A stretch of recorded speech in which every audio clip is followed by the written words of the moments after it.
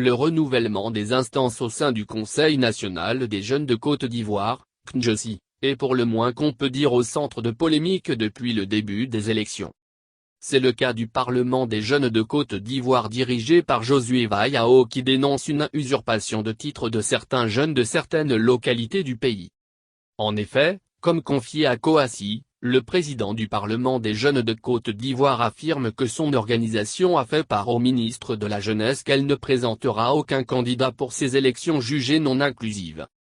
Alors que Josué Vayao et ses camarades ont pris la décision de ne pas apporter de parrainage à un quelconque candidat en lice dans ces élections de renouvellement des instances du CNJC, grande a été leur surprise de constater que des candidats dans certaines localités se sont prévalus le titre de candidat du Parlement des jeunes de Côte d'Ivoire.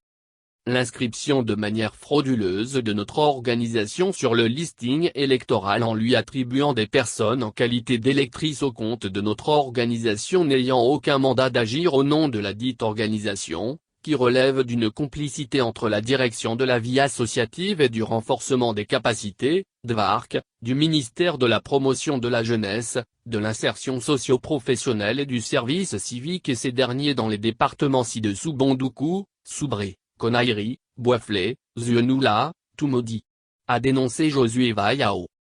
En effet, le Parlement des jeunes de Côte d'Ivoire dit avoir constaté avec amertume et désolation que certains de leurs jeunes ont violé les textes et la décision de l'Assemblée générale extraordinaire et d'autres en qualité de non-membres de notre organisation, ont préféré l'usurpation du titre afin de faire preuve de candidature en complicité avec le ministère de la Promotion de la Jeunesse, de l'Insertion professionnelle et du Service civique voire l'utilisation illégale des documents afférents au Parlement des jeunes de Côte d'Ivoire et que les insignes, récépissés et falsifications du cachet du président sont avérés à Soubré, Bouafle, Conakry et Bondoukou.